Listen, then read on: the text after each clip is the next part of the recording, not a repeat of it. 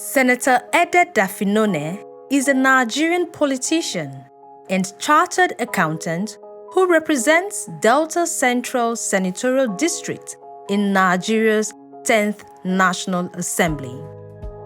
Born on April 10, 1962 in Lagos, Nigeria, he is the son of late Senator David Umueya Dafinone, who served during Nigeria's Second Republic. He attended Corona School in Lagos for primary education, King's College, Lagos for secondary education, and Rugby School in the United Kingdom. He earned a BA in Economics from the University of Manchester in 1983 and an MA in Economics from the University of Exeter in 1984.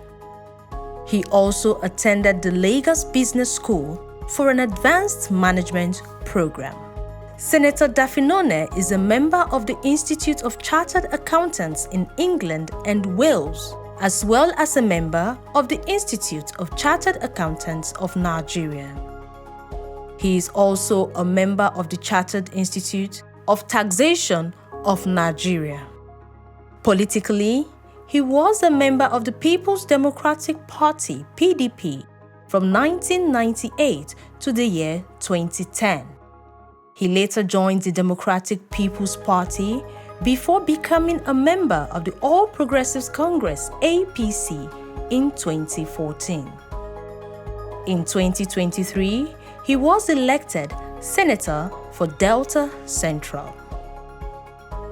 Senator Ede Dafinone serves as the Vice Chairman of both the Senate Committee on Legislative Compliance and the Senate Committee on Local Content. He has sponsored bills, including one for the establishment of the Federal University of Education in Isiokolo, Delta State.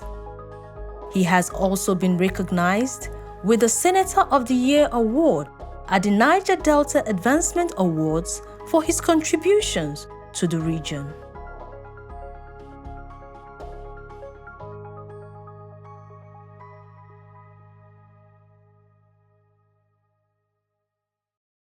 A very good evening to you once again, and welcome to the program NASS Unplugged. I am Mariam Sakari. Today, our guest is a chartered accountant, a politician, and a philanthropist. He is representing Delta Central Senatorial District here at the National Assembly.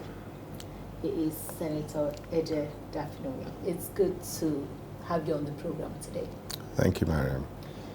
Before we start, I just mentioned you were, or still are, you were a chartered accountant. Can you tell us more about yourself? I have to claim today the title politician as sitting senator. Yeah. You didn't mention my party. I'm proud of my party, the All Progressives Congress. But in my past life, I've covered many fields. So, chartered accountant for about 40 years. I actually was a member of the board of the English Institute of Chartered Accountants. I served there, I think it was about 4 years. I was also chairman of the English Institute's Board for Africa for about 3 years. Aside from being an accountant, I'm also a rubber plantation owner. I run a rubber factory and I export the rubber to Europe and the Far East.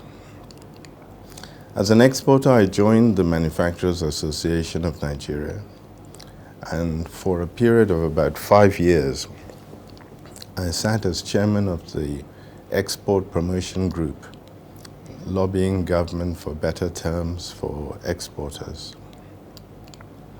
I'm also a trustee of the Guild of Fine Artists of Nigeria and served as a board member of the Nigerian Conservation Foundation for approximately 33 years. The last 8 years I served as chairman of that board.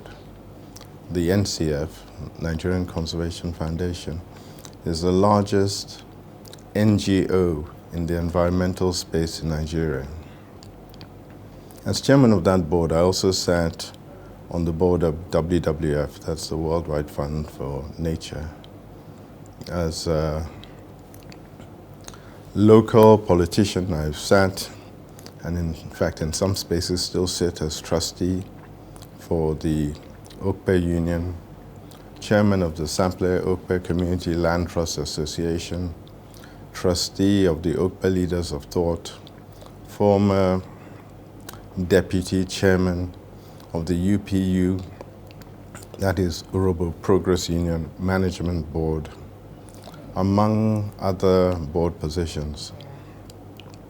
So I often describe myself, after being an accountant, as a farmer, manufacturer, exporter, art lover, nature lover, and also I occupy a space in the retail business as the owner of CD Plaza in Abuja.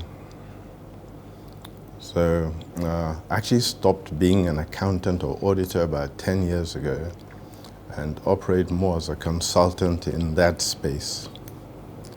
But today, a politician, and happy to be one. All right, we're glad to meet you, sir. Okay, so you are the vice chairman, local content. And I know that one of the things that the local content seeks to do is to prioritize local companies here, companies and contractors, and also generate employment, which is very key.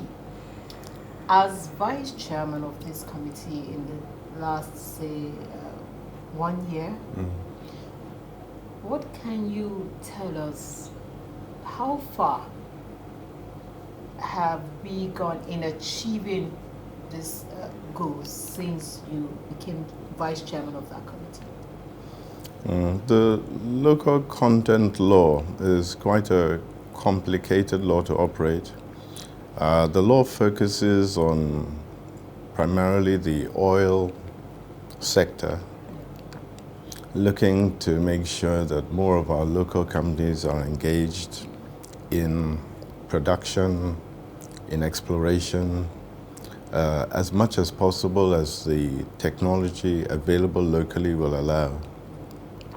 Sometimes allowable through partnerships with overseas companies, but more and more to bring in local players into the space so that we develop some technical expertise and we also give employment to our people locally. Two developments happened recently. The first is that there's a move to extend the local content law to cover not just the oil sector, but also every other sector. There is strong arguments for us having greater participation in construction, in farming, in absolutely every sector, to make sure that our people are employed, our people are promoted, and we develop local expertise in as many fields as possible. The other thing, and it's something I have championed personally, is to redefine what local content actually means. So, and it started at the OTC conference in Houston last year. See, local content should mean that the local operators have a greater participation. So in terms of local content in Nigeria, if you have an American company participating in oil exploration, a company in Ethiopia is not seen as local content, but a Nigerian company is. So if you extrapolate that notion a little further, where a multinational oil company is exploring for oil in my backyard in Sapele or in Warri, local content should not mean a company in Sokoto is providing security services. Local content should mean that security services are provided by a local company, a Saple, Warri, Ughelli-based company. And so there's a need to more finely define what is local content to ensure that concentric circles around the place of operation are made to have less and less involvement as the circles get bigger. And so that is something I've been pushing personally in the last 1 year. So far, what's the progress? In terms of the principle, we have general acceptance in the Senate that this is something that must go forward. In terms of the law being changed, I think the House of Reps has started that process, but the process is not in the Senate at the moment. Okay. Now, you give example of, the locals should be in charge, for instance, of security, where those companies are domiciled instead of bringing them from other states. I know that for some years there has been this issue of resource control, especially in the Niger Delta region. Well, now it appears, things are much better than, we used to have them. So, from what you are saying, and also that push for resource control, I just want to bring the two together. Maybe, perhaps, if, like you suggested, if we have locals in charge of, those companies domiciled in their area, that could also bring to an end the issue of resource control that has been generating a lot of heat over the years. I see where you're going, but resource control is they're completely different. A bit wider. Yeah. So when we talk of empowering locals, we're looking initially at the less skilled jobs that are jobs that can be done by people in the local environment without much skills, much training being a requirement. But clearly, as the skills required, the technical expertise required gets larger, you have to expand the circle. Yeah. But the notion of local content means that you press for greater technical skills to be available nearer the point of operation. And all I'm saying is that we need to look at that definition again to make sure that it is more fine-tuned to allow greater development at the local space. What would you say about the need to build the capacity of Nigerian companies and people to participate in the oil and gas industry, just like you mentioned, lack of capacity? What would you say about building capacity within companies, local companies? Well, it's a clear objective of this and previous governments.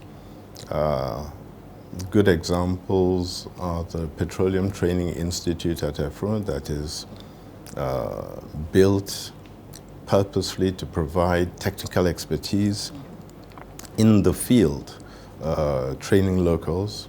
The Federal University of Petroleum Resources in Uria local government in my territory is also there to provide a higher level of skill, also to service the oil and gas industry.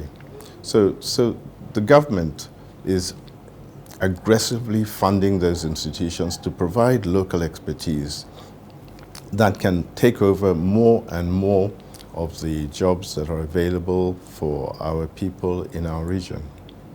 Away now from oil and gas, in your introduction you talked about you're also involved in rubber production. For a very long time, we have been paying kind of lip service to, moving away from oil, diversifying and, looking into other areas. But I say it is lip service because we clearly, the nation has not done much.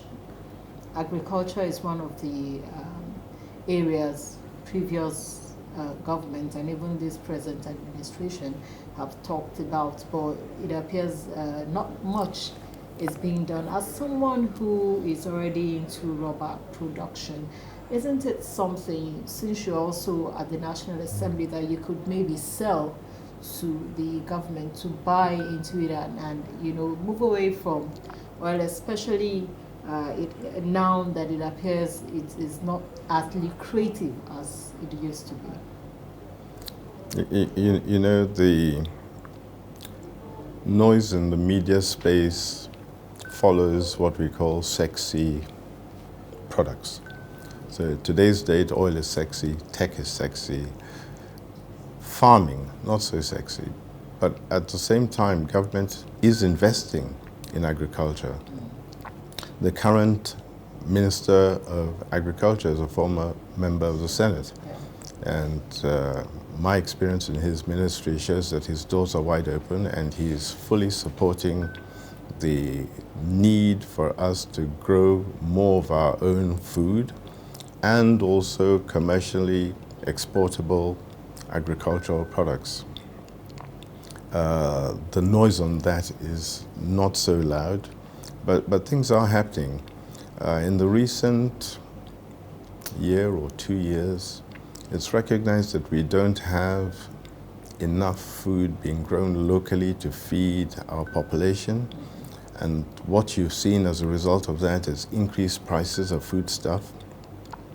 It's a time where we were all laughing, but it's not funny at all that you go to the market and people are now selling slices of yam instead of tubers. A reflection of how bad the pricing has come and how much our population is now finding foodstuff moving out of their reach. So our government has recognized that and is working to make sure that foodstuffs get back to affordable prices, ensuring that more food is being planted to feed Nigerians at reasonable prices. And that investment we will see paying off, I believe, in the next 12 to 18 months. 12 to 18 months? Yes. It doesn't take long for agriculture to pay off. Mm-hmm. Well, that sounds nice, but another issue, especially up north, one of the major issues that has hindered, or threatened food security is insecurity. So I think government should focus on, curbing insecurity or bringing it to the barest minimum. If for Nigeria to really achieve what you're talking about, having sufficient food and all that. I have to agree with you, Miriam. The problems of food insufficiency have been caused largely by bandits taking over significant farming areas in the northern parts of the country. But if you follow the news coming out on the battles the army is fighting in some of those territories, you'll see that they're making some gains. I'm not involved in the details, so I can't tell you how much gains, but it's very clear that they're winning many more battles than losing in the last 3 or 4 months. I have confidence that our government, led by our President, Bola Ahmed Tinubu, will continue that fight to make sure that we have a less war-torn northern region where people can return to their homes, return to their farms, return to their schools, so that life can start to get back to normal. And with that, clearly the production of agriculture will go up as well. Okay, so let's move to another topic, which is state creation. I see that you have again revisited the issue of Anioma State. I know that this came up some years ago, and everything was silent. Now you have brought it up again, and as it is, we have 36 states, which is, some people have said, isn't that enough? And then here you are asking for a Anioma state for your people. Do you think that at this time that is what Nigeria needs? First of all, I have to clarify, I'm not calling for a Anioma state. Okay, so what are you asking? Anioma state is a region in the north of Delta State that is populated significantly by Igbo-speaking Nigerians. My senatorial district is largely Urhobo-speaking. In fact, nearly 95% Urhobo-speaking. And my people are asking for a state of our own. We have neighbors within our region, from Shekiri people to Ijaw people to Isoko people, that form part of the balance when Anioma has gone. So our support for an Anioma state is that if they go, we are left with our state. And a significant number of my people are pushing for that agenda, that we should have our own state, moving us closer to our resources and giving us better control of our resources. Remember, of course, that Delta State, especially my senatorial zone, is an oil-producing zone. And so we are economically viable as a state on our own, and therefore our people feel that having a state, whether we call it Ethiop State, New Delta State, would bring us closer to our resources and allow for greater development for our people. So at the moment, there is a list of, I think, 31 proposals submitted to the House of Reps. And should the government of the day decide they're going to create new states, I don't see why we shouldn't have ours as well. We are economically viable, we have the population, and so we have put in a request that we should also be allowed to have our own state. The process is complicated, and a lot of Nigerians feel that the clamor should be answered. But in truth, states have only been created under military regimes in the past, and the creation of a state, according to the Constitution, requires such onerous hurdles to be jumped. It will be difficult, but not impossible to achieve. And given that we have resources, we have people, we have land, my people are on course to push for their state as well. You know, this ongoing discussion about restructuring, some people have asked for like a reversal, what we used to have, you know, just zones instead of states. If you ask for a state, you have just said you're viable, you can take care of yourselves and all that. I bet you other people would end up having more than 36 states, extra states, making it 72, or even above that, maybe 100 states, because people will start coming out to say, of course, we can be on our own, so we want. Wouldn't that create a kind of chaos or something? So you raised 2 points. The first is that as Reverting more states are created, it leads to a position where more and more people demand for more states. Yes. And the end journey is that I have my own state in my little compound and you have your own state, and we have like 1 million states. Yeah. At the same time, there will be states that will be economically viable and states that will not. But the truth is that the demand for states is really supported by the need for the people to feel closer to their resources. So if that position can be answered, a lot of people will back away from creation of their own states, I believe. At the same time, if you're saying that we should revert back to regions, Yeah. my father, late father, had an expression, once chick has left the egg, you can't put him back. So reverting back to regions, it would be like the chick trying to get back into the egg. It would not be possible. All right, as we attempt to round off this discussion, I know one of your, or the primary aim of a legislature is lawmaking and then representing your people. But you have also, in the last 1 year, attracted quite a lot of projects to your constituents. Would you mind sharing with us some of these projects? Yes, we have projects ranging from the building of a 50-bed hostel at the University of Petroleum Resources I mentioned earlier. We're building a train station in Ughelli South that brings our people closer to the train line that would take them to Itakpe and therefore to Abuja. We have put ICT centers in schools. We've built classrooms. A particular young man of mine was imprisoned wrongly, and I visited him in the prison and I saw the conditions. So I'm also putting solar lights there and refurbishing the soakaway. It was a total mess.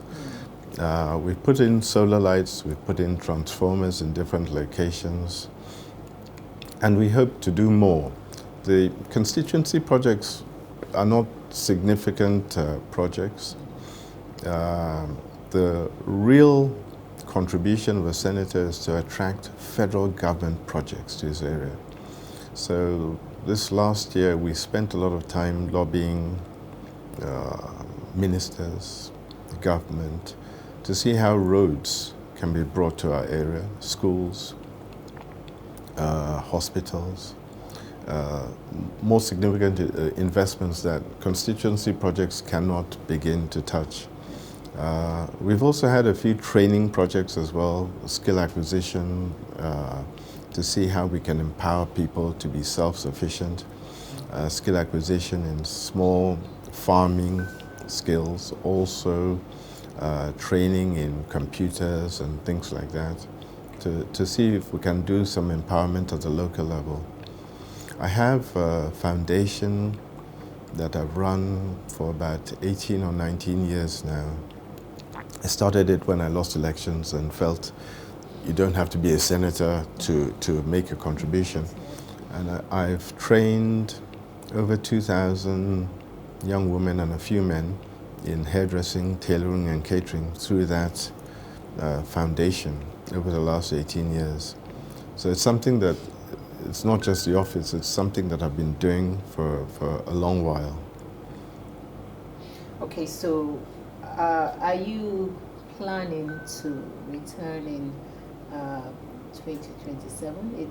I know it's a long time, but by next year, campaigns will start and all of that. Are you one of those that would say, okay, I was here and I think I've had it, or do you have plans to return in 2027? It's really a question of value add. So I'd like to think that I am the best man for the job and that I can take back dividends to my people. Where I feel that I'm not capable or there are many more capable than me, then I will take a back seat. However, a returning senator has much more influence than a first-time senator. By the time you come back as a returning senator, you have knowledge on how the system works. You know your way around. You are a senior officer within the Senate. You have, therefore, access to more projects, access to more government empowerment. And so it would make sense for me to also work to ensure that I come back to take more home for my people than a first-timer could do. But of course, it's God that gives power. Good health is important to run this office, and I hope to also continue growing to add value. Well, distinguished, we must thank you very much for taking out time to speak with us today. We really appreciate it. Thank you, Mary. Thank you. All right, that's our program for today. Thank you once again for joining us. I have been speaking with Senator Ede Dafinone. He is a chartered, or was a chartered accountant, a businessman, a philanthropist, a politician. The list is long. He is the senator representing Delta Central, and it's been very exciting speaking with him this evening. Thank you so much for watching. Until we come your way again, enjoy the rest of your evening.